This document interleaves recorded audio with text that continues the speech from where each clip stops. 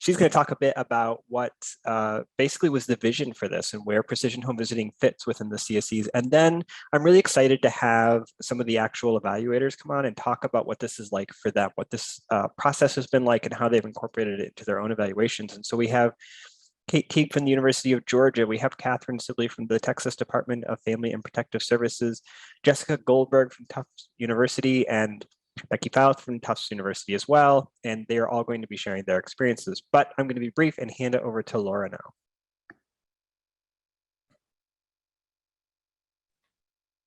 Great. Hello.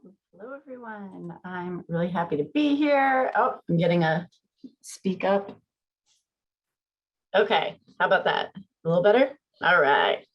So thanks for joining us. As Matt said, we're going to talk about incorporating precision home visiting evaluation principles into the maternal, infant, and early childhood home visiting programs coordinated state evaluation effort. Just got to let all of you know that the views expressed today do not necessarily reflect the views or policies of HRSA, ACF, or the U.S. Department of Health and Human Services, especially when I get talking. Okay, today's speakers, as Matt said, are here today. I'm excited that you'll get to hear from more than just me. So I'm going to start with giving us some context on the Maternal and Child Health Bureau's new strategic plan.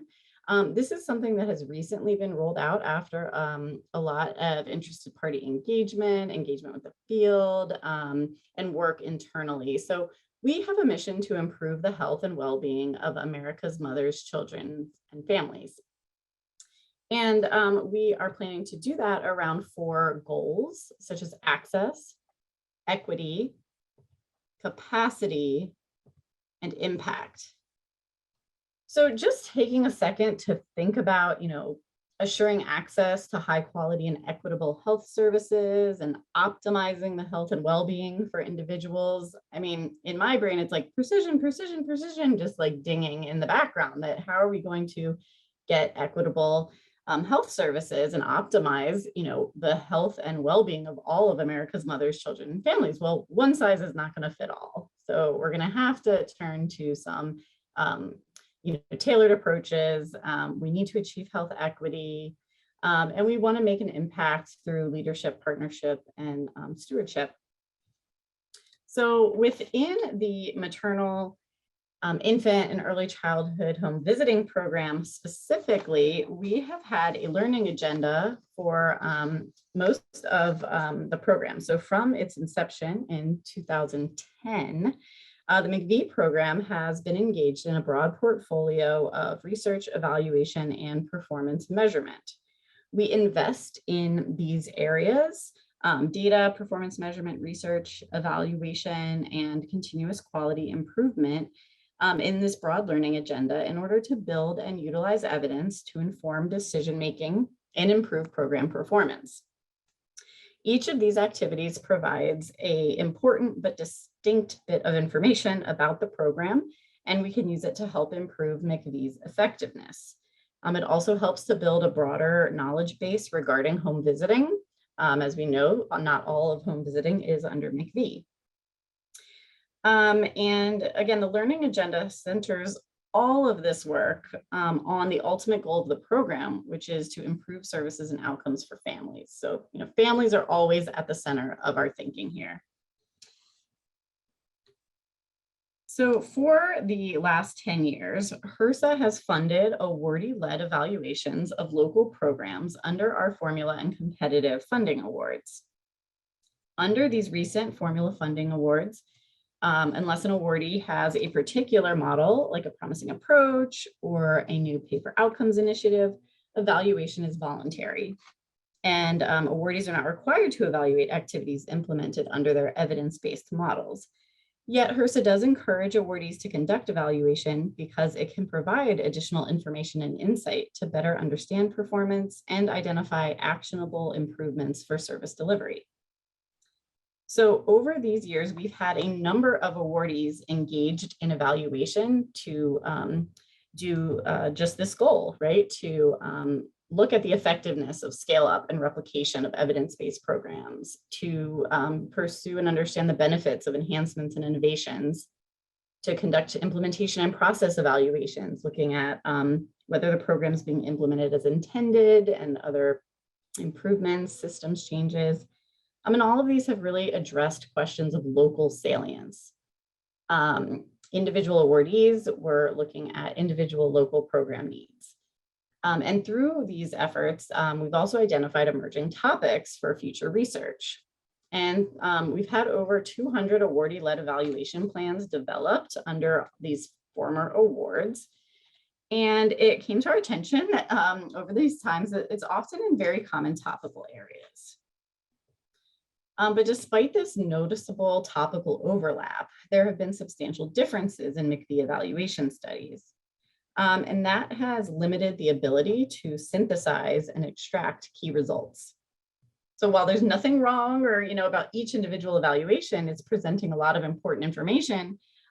We felt, and we heard from awardees and evaluators, that there could be greater opportunity for shared learning, that we could improve the usability and generalizability of the findings from different evaluations, and that folks were looking for substantive collaboration and more time to plan, develop, and conduct evaluations than was under our previous approach. So taken together, this led us to develop a new approach in funding and supporting our voluntary state-led evaluation, which we termed coordinated state evaluation. Under this framework, the purpose is for awardees to contribute to advances in knowledge for maternal, infant, and early childhood home visiting in coordination with other MIECHV recipients in order to maximize the generalizability of evaluation results in priority topic areas. In coordinated state evaluation, awardees work together to co-create evaluation plans in order to achieve the goals of CSE. And we've organized this approach both around these 4 priority topic areas and around a collective impact framework. So if you're not familiar with a collective impact framework, it has these 5 tenets, and it's often used in social problem solving. So it's a little bit of a different focus when you're talking about using it for evaluation rather than everybody coming together to try to solve a social problem, but we're sort of trying to solve the problem of diverse, distinct evaluations, right? And so we've used this framework to guide our thinking and our structuring of coordinated state evaluation. So it starts with awardees within each priority topic area establishing a common agenda for change. So we established peer networks around each topic area, and then awardees work within that chosen topic area with their peers to co-create evaluation studies. It is further supported with shared measurement for data and results. So the goals of coordinated state evaluation include aligning measurement strategies, pooling or sharing of evaluation data, if that's feasible and appropriate, and shared learning. Through mutually reinforcing activities, peer networks work in coordination to find alignment and collaboration and can benefit from each other's work. So we don't have everybody sort of recreating the wheel or trying to conduct these evaluations without that shared learning and benefit from each other. There's a lot of open and continuous communication. The groups meet bi-weekly for planning and will continue to meet monthly after their planning sessions. There are online portals where we have centralized information sharing and always open lines of communication between the groups with email. And all of this is supported with a backbone coordinating organization known as the MIECHV Evaluation Coordinating Center, known as the MEC. So if you hear us say the MEC, that's what we're referring to. They're the group that helps facilitate all of this activity. And so we recognized, some of the strengths and opportunities that this new approach could provide. So in addition to the 4 priority topic areas, we embedded 2 cross-cutting concepts for all peer networks to apply in their evaluation, which was a health equity framework and precision home visiting methods. So you can see by design of this, you have awardees coming together from different contexts to evaluate around a common priority topic area. So it just provides this excellent opportunity to design evaluation questions and studies around learning what works best for whom, in which contexts, why and how. You can really dig into these questions with your peers as well as by giving more time to plan and conduct these evaluations.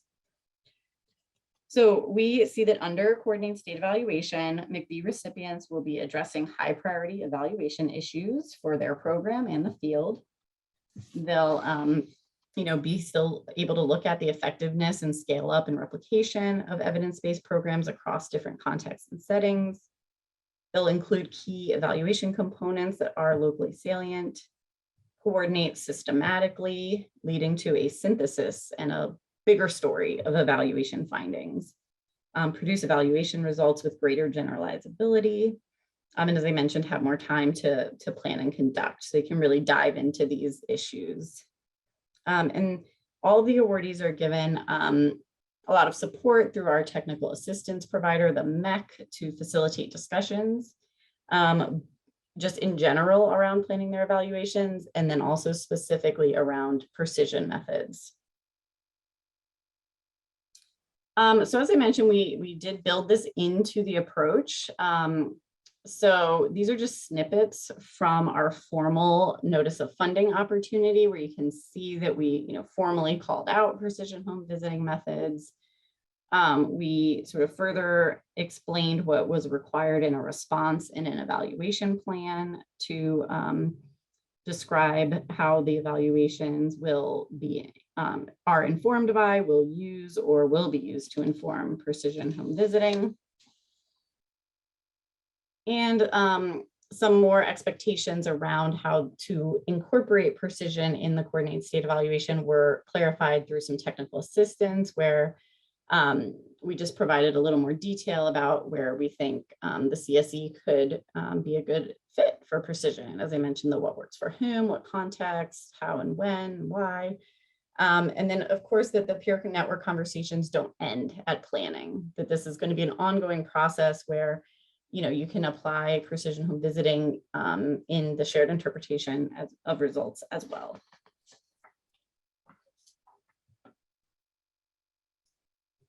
Okay, so this is just a summary, but I didn't talk too long, so I think it's pretty clear that our goal is to contribute to advances in knowledge, to get to generalizability, a broader collective impact of evaluation, and address these cross-cutting and priority topic areas. So I think with that, I can go ahead, and I believe I'm turning it over to the maternal health network representatives. All right. Wonderful, thank you. Greetings and good afternoon. We really appreciate the opportunity to share how precision home visiting methods and the precision paradigm has informed and influenced the maternal health CSE group and our individual studies. The Maternal Health Coordinated State Evaluation Peer Network is represented by 4 MIECHV funded home visiting programs in Georgia, Kentucky, Maine, and Texas.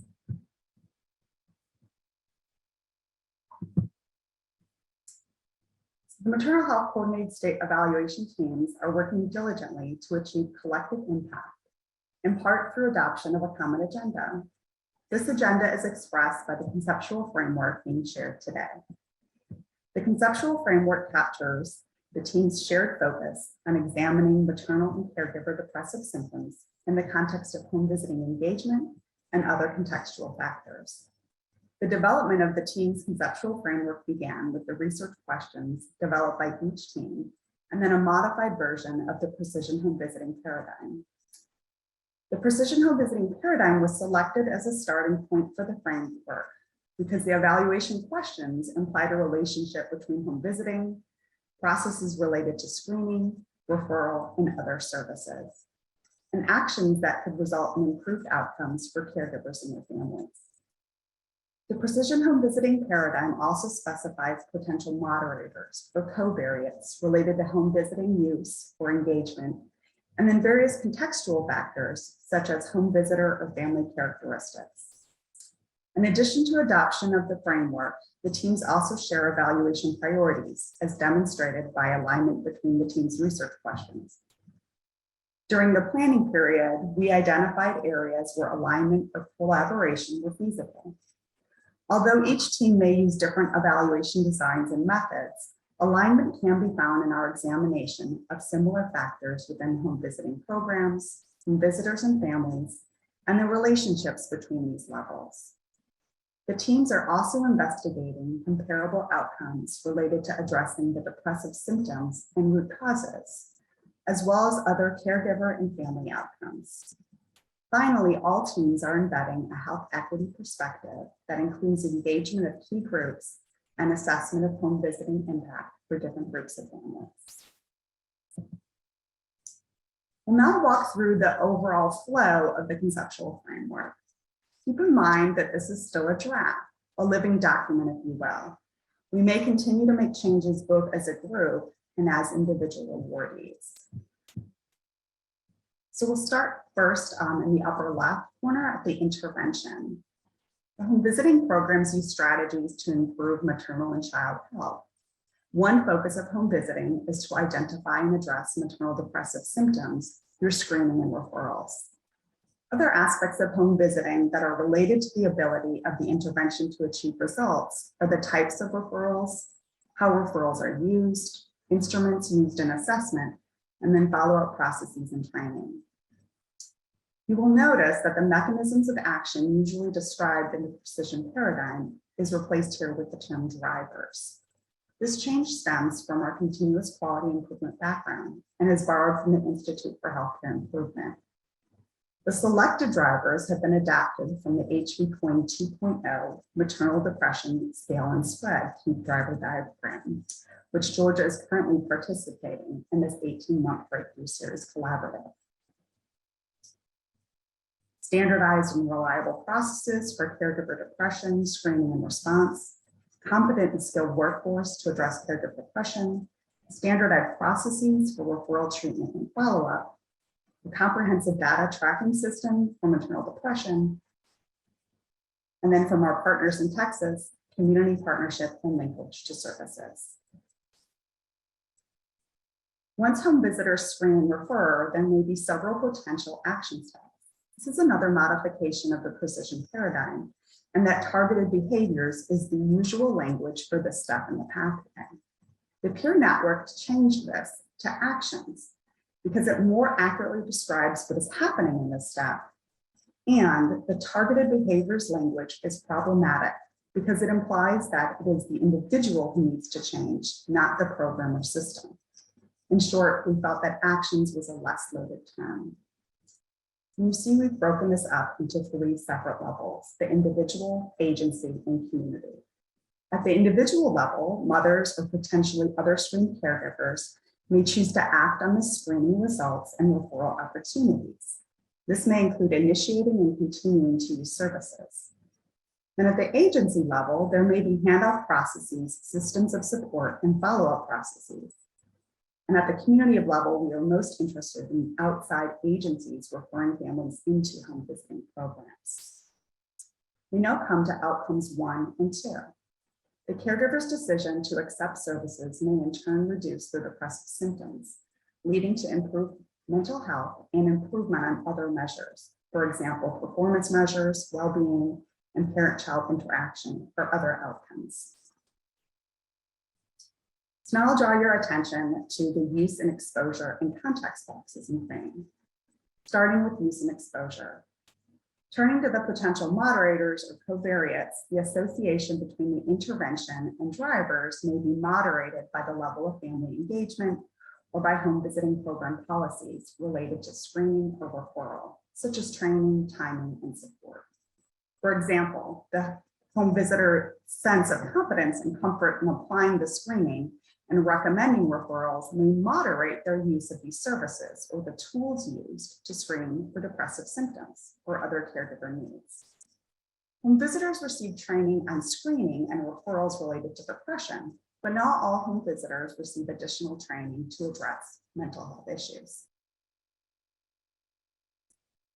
The factors associated with use of and engagement in home visiting services may be influenced also by contextual factors, such as family and community characteristics or the home visiting referral process. The decision to act as an individual or as an agency or community may be moderated by the contextual factors mentioned above: families' beliefs and practices, a community's availability of services or cultural beliefs, or the process of providing services. We also note that in specifying the framework and focusing on evaluation questions, we acknowledge that there needs to be a focus on where there can be follow-through, what is actionable and feasible. Although the peer network discussed systematic factors that affect the process, this may be limited to, for example, assessing implicit bias for home visitors, programs or model versus changing statewide or national policies. And in addition, the peer network as a whole and the awardee teams are considering which theories best inform the conceptual framework. And we will incorporate this component either as a group in the common agenda or by the awardee teams in our own individual evaluation plans. This conceptual framework represents an overall view, but awardee teams may focus on parts of the framework, but not necessarily the whole framework. We'll now transition to focusing how the Georgia team is incorporating precision home visiting principles into our own evaluation plan. Georgia's maternal, infant, and early childhood home visiting MIECHV network includes 12 local implementing agencies made up of 15 home visiting programs serving 15 Georgia counties. The home visiting models represented are Healthy Families Georgia, Parents as Teachers, and Nurse Family Partnership. And in FY 2021, over 1,500 families were served by programs funded through MIECHV dollars. With such a large and diverse population, our goal for this evaluation was to move away from focusing on caregiver characteristics as the primary driver of success. Georgia's planned evaluation emphasizes instead the role of structures and systems around caregivers as drivers of access and positive outcomes. For the past 3 years, caregiver depression has been a CQI priority area for Georgia's MIECHV network, as demonstrated most recently by participation in the Maternal Depression Home Visiting Cooperative Innovation and Improvement Network and continued scale and spread of the Mothers and Babies curriculum. Mothers and Babies is an evidence-based curriculum incorporating cognitive behavioral therapy, attachment theory, and psychoeducation, which can be delivered by trained home visitors. Programs participating in CQI initiatives have shown sustained increases in maternal depression screening and referral facilitation. There are, however, questions that remain and which we have yet to answer through CQI. Those questions are at the core of our evaluation, which is organized under 3 specific aims: understanding how access to referral resources and specifically involvement with the Mothers and Babies curriculum impacts engagement and depressive-related outcomes, understanding the impact of community characteristics and home visiting model systems on identification of positive depression strains and successful connection to services for different caregiver groups, and understanding the impact of elevated depression screening and completed referral and selected MIECHV performance measure outcomes where performance across the network is 90% or less. We have 13 evaluation questions, and we'll just focus on 2 of those today. Under our first aim, to understand how access to referral resources, specifically in the involvement of Mothers and Babies curriculum, impacts engagement and depression-related outcomes, we're interested under what context the Mothers and Babies curriculum is working well. Our plan is to qualitatively study implementation of M&B curriculum among the MIECHV-funded Healthy Families Georgia and Parents as Teachers programs. Our goal is to assess perceived ease in implementing the curriculum and perceived effectiveness of the curriculum under different contexts and for different home visitor and caregiver groups. This question falls under use and exposure in the conceptual model.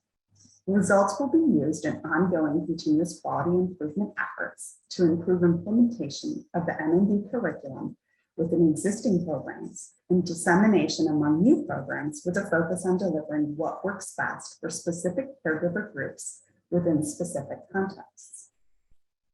We're also interested in which caregivers does M&B curriculum work best. Our goal in this research question is to identify how the M&B curriculum can be more precisely administered among all caregivers, as well as identify opportunities for improvement to ensure that all caregivers have access to supports which best serve them.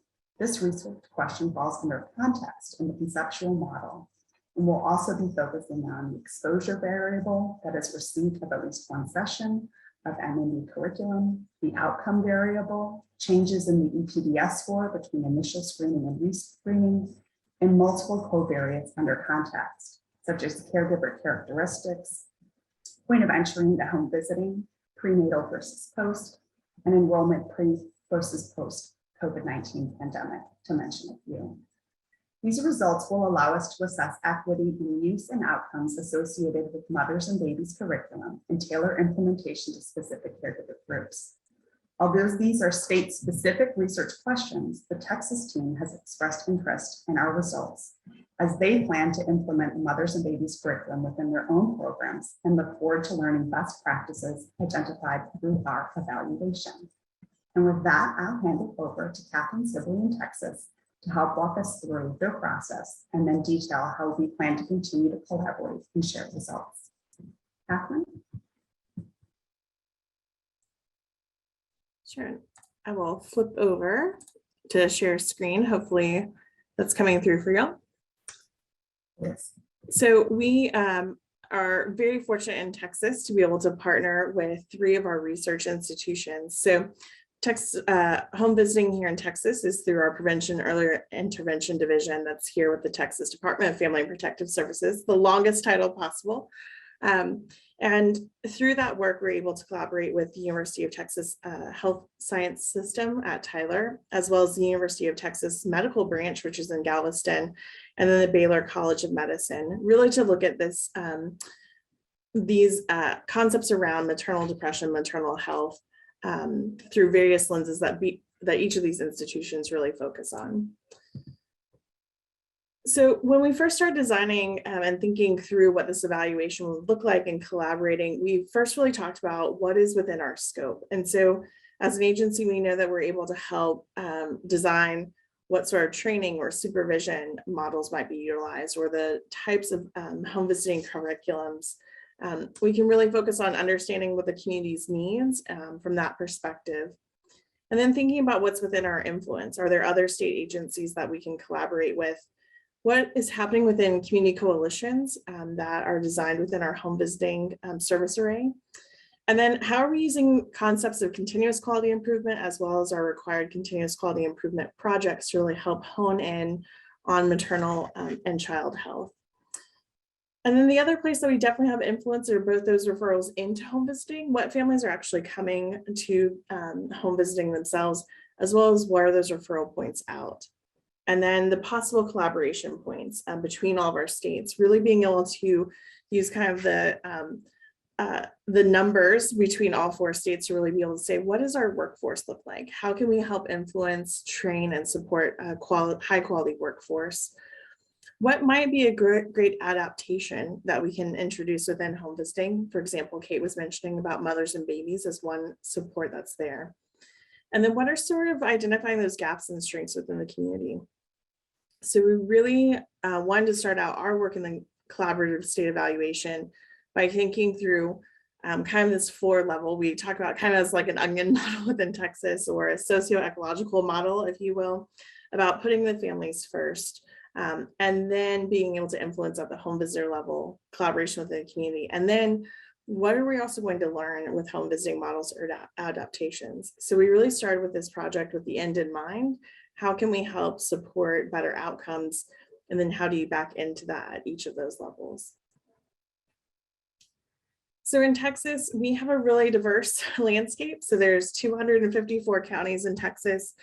Pretty much any conversation in Texas is going to talk about just how large of a state and how diverse our population is. And so when we thought about using elements of precision home visiting, that's just already baked into every evaluation that we do, because what we really know is that we have to look at each community uniquely, what the models are doing in each community, and then also by demographics, because these communities look so different in terms of their population overall. We also have a pretty great sample size for any evaluation coming out of Texas. So on an annual basis, we're serving a little over 5,000 families just in home visiting funded through MIECHV. We also are very fortunate to have state funding that also helps support ongoing home visiting across the state.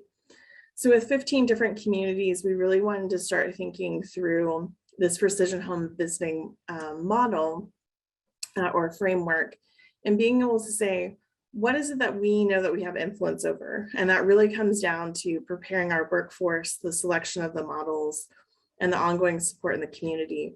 So that way, if we really can dial that in, we can serve each family uniquely to meet their needs. So it's not about which family is best for the model, but picking the right model and the right connection for each family. So that's what we wanted to highlight with this conceptual model in terms of the questions that we're really focused on. So first, on the intervention side, it's really thinking through, what do we know about how we are assessing families, what sort of type of referral, and facilitating that referral. There's a lot of conversation for us around our workforce, because there's thoughts about, is our workforce comfortable with this conversation? Are they comfortable with making the referrals? Is there some sort of almost kind of bias that's happening within being able to refer families? So what do we know that's happening in that intervention space? And then what are the drivers around it that we can really help leverage any findings on, both at the state level or at a community level, to really identify, is there any sort of concern that we're seeing in that referral, treatment, or follow-up space?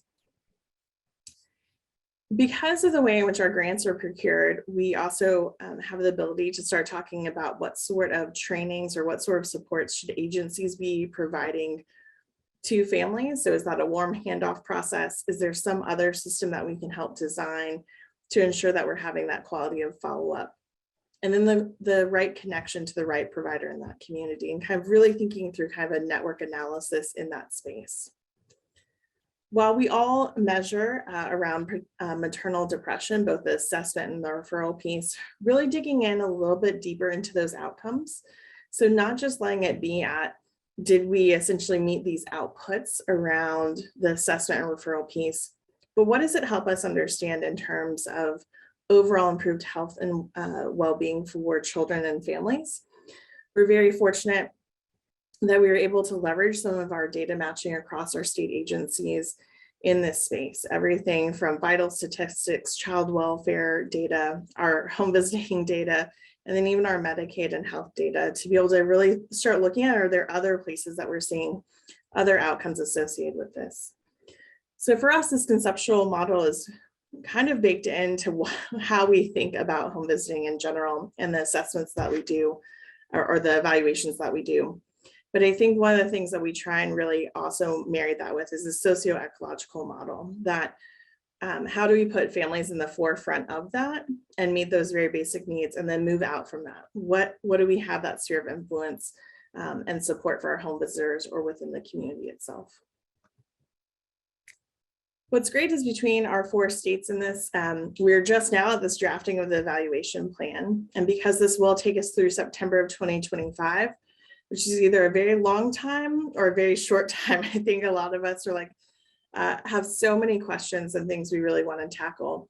So this upcoming fiscal year, September 2022 through 2024, under that funding cycle, this is where we'll really be engaging kind of our core groups, identifying how we're applying precision home visiting within our evaluation work. And then what are we learning from this startup phase that we're in with the evaluations? That'll take us into 2023 as well. And I think as a group, we continue to think through, how can we share data very early on and continue to both either share actual raw data to be able to do some coordinated evaluation questions, maybe similar focus group questions.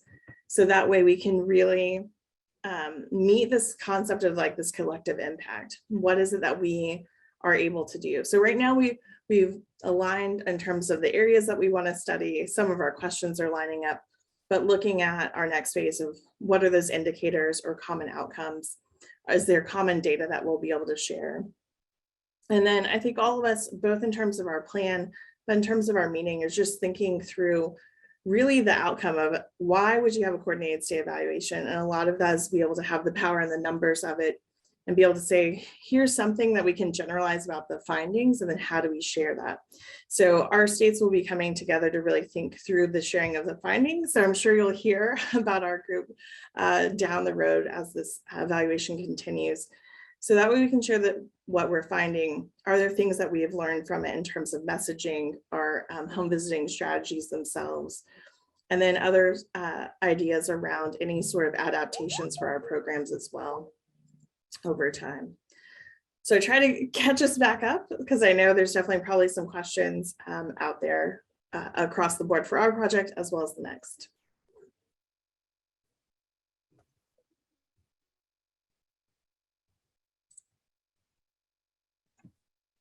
So I think, Catherine, is that your final slide? Okay. I think Matt is our fearless leader is having some internet issues. So asked us to carry on without him. So I'm gonna now share my screen. Let's see how this goes. Okay. Did I do it? Let's wait and see. Yes. Yes. Well okay. done. All right, first hurdle overcome. So Becky and I are going to be talking about how our CSE incorporated a precision home visiting lens. And here is our CSE. Here are the members of our family engagement, health equity CSE. We are representing the tiny pink state of Massachusetts.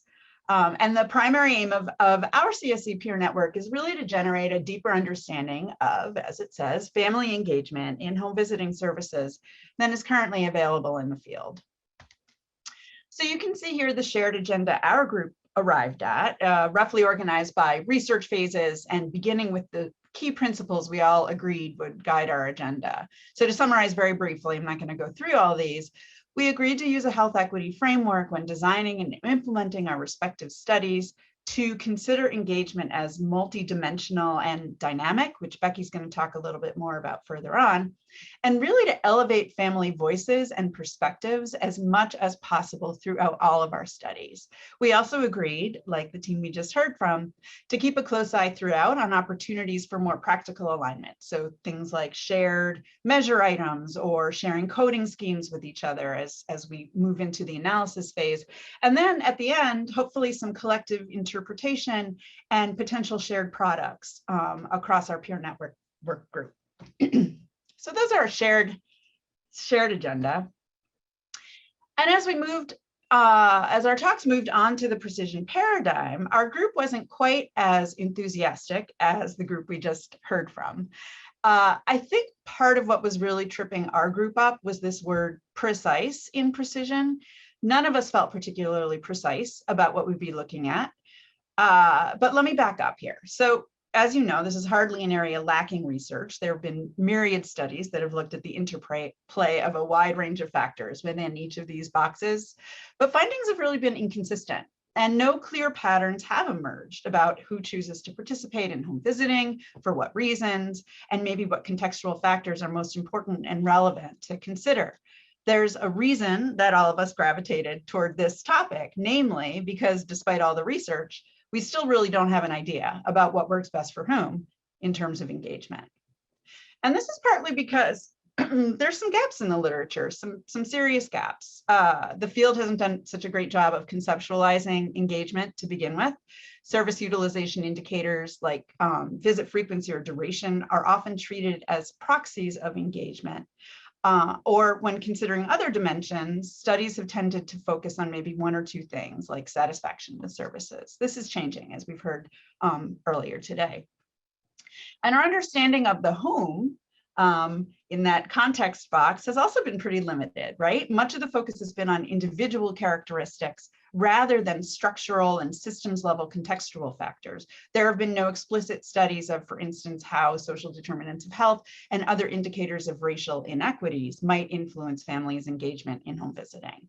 And finally, and perhaps most importantly, the research to date has been pretty top down. So in thinking about family engagement and home visiting, we've used a priori variables that have been posited to be meaningful based on theory, based on program models, right? Like the field has kind of decided what optimal engagement looks like. But to date, research really hasn't involved family and home visitors in the conceptualization of what it means to successfully engage in home visiting. So our group agreed that our peer network, all of us, were focused on these 3 boxes. But once we got into each of these boxes, we realized that our questions were way more exploratory than hypothesis driven, and our precision paradigm model looked something more like this, which is not exactly what you would call precise. In the intervention box, what services do families actually get? How do they perceive them? How are these services aligned with what they want from the program? How much does that even matter? In the usage box, what does engagement actually look like? What are its dimensions? How do we measure it? How do we make meaning of it? How do we assess what people are supposed to be doing in relation to the program model? How do they know when they've graduated from the program, right? And in the context box, how do families make decisions about whether to enroll, what factors influence those decisions, what are families' reasons for enrolling, what role do their personal contexts play in their engagement, their structural context, and more systemic factors. What aspects of context are most salient? So what we agreed on is that we really needed to go back to the drawing board in a lot of ways. Namely, we need to talk to families and home visitors about what optimal engagement is to them and which contextual factors are most important to them. So we realize we're really a step before precision. We're pre-precision or prep. I'm hoping that's going to catch on. You be the judge. So this is the model for our evaluation in Massachusetts, and other awardees in our group have similarly exploratory models. Our primary research aim in Massachusetts is to learn why families initially enroll in home visiting and what contributes to their continued engagement. And we're really looking at the following. We're looking at how families' reasons for enrolling vary based on their own and their community's characteristics, including social determinants of health. Becky's going to talk more about that in a minute. The degree to which the services families receive are aligned with their reasons for enrolling in the program, and whether this better alignment is associated with greater program engagement, looked at across multiple dimensions, and how other contextual factors might influence that engagement. So this model here is deliberately sparse, very open-ended, especially if you compare it to the ones our sister CSE just presented, right? But in keeping with participatory research methods, what the awardees in our peer network are really hoping is that the final set of indicators we each populate these boxes with are going to come from the families and the home visitors themselves through our respective work. And now Becky's going to talk a little bit about our actual study design. Thanks, Jess. So I'm going to focus in a bit more on the Massachusetts MIECHV evaluation. So there's 2 core components of the Massachusetts MIECHV evaluation that really influence our overall approach and selected methods. And these do align with that common agenda slide that Jess described for our CSE. So first, we really wanted to enhance our conceptualization of engagement. So we want to go beyond the existing ways we've captured engagement in Massachusetts MIECHV, as well as the field more widely, where we've typically used blunt measures of duration of enrollment or number of home visits to proxy engagement. Rather, we want to explore the utility of framing engagement as a continuum, starting with enrollment, going to continued enrollment, to active participation in activities during and after home visits, and application of what was learned. We also want to understand whether engagement's dynamic. Does it change over time as relationships and partnerships are built? And most importantly, we want to examine the significance of quote unquote internal states of engagement. These highlight participants' thoughts and feelings about home visiting. Things like families' perception that the focus of home visiting matches their needs and that the approach fits with their available resources, culture and style, the goodness of fit, if you will. We also want to look at families' beliefs and the effectiveness of home visiting to help them make the changes that are important to them, as well as family satisfaction with home visiting overall and its various components. Second, our evaluation design tries to embed equity in each stage, from the design, the analysis, and how we'll interpret and share findings. So we hope to do so in many ways. First, by centering families and home visitors throughout the entire evaluation process. Second, by disaggregating data by meaningful categories of race and ethnicity.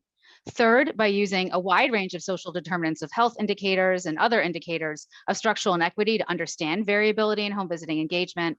And finally, by ensuring interpretation of findings includes a consideration of inequities and structural racism rooted in using root cause analysis. Next slide, Jess.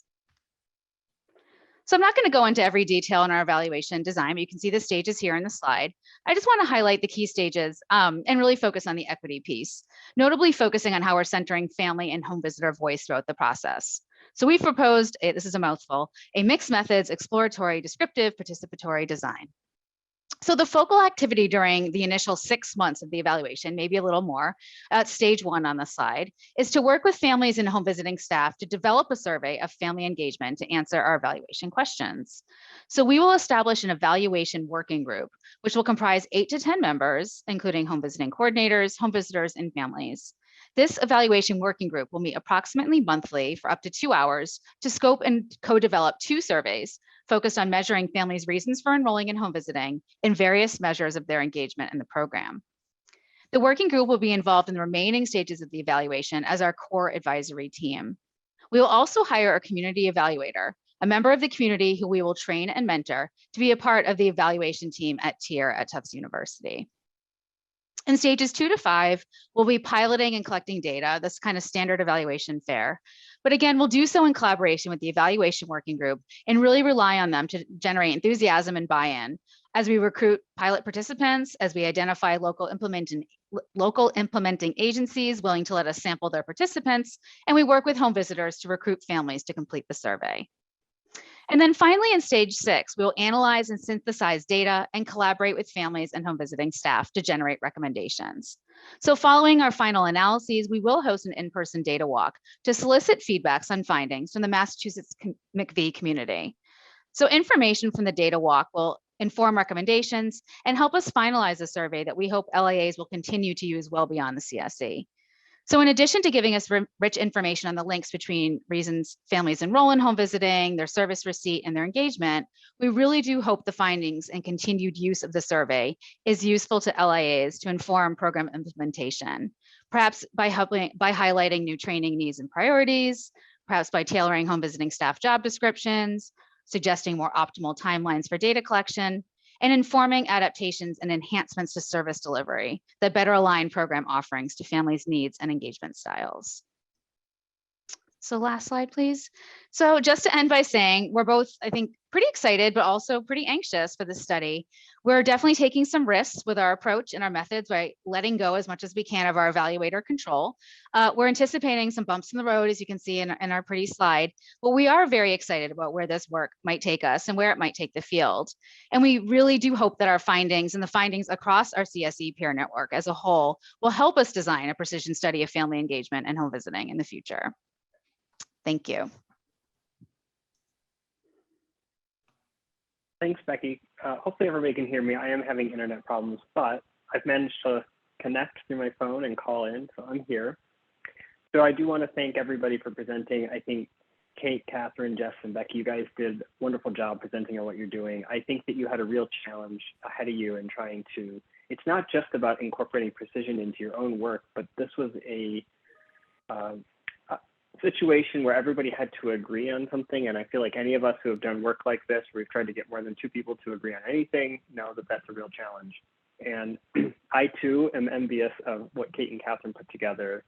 I mean, I think that's a real piece of work and took a lot of effort. The idea that everybody agreed to that, I think, is really something. So in the limited time we have, I really just have one question that I think I'm going to ask you all, and that is, recognizing that precision home visiting was incorporated into the CSEs in part because it was in all of the materials that we shared with you, and I presented it to all of you many times.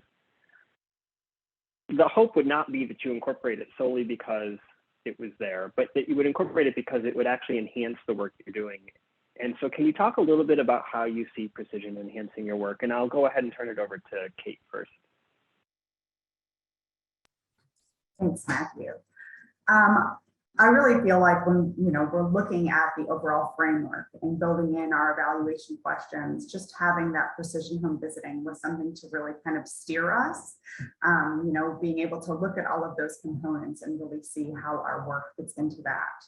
And I'm really hoping that this paradigm will be something that will be easy to share as well with all of the key groups, and something that will really make this research project and our evaluation very understandable.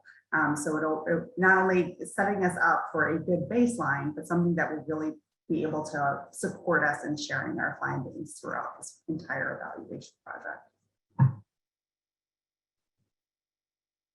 Thanks, Kate. So Catherine, is there anything you'd add to that?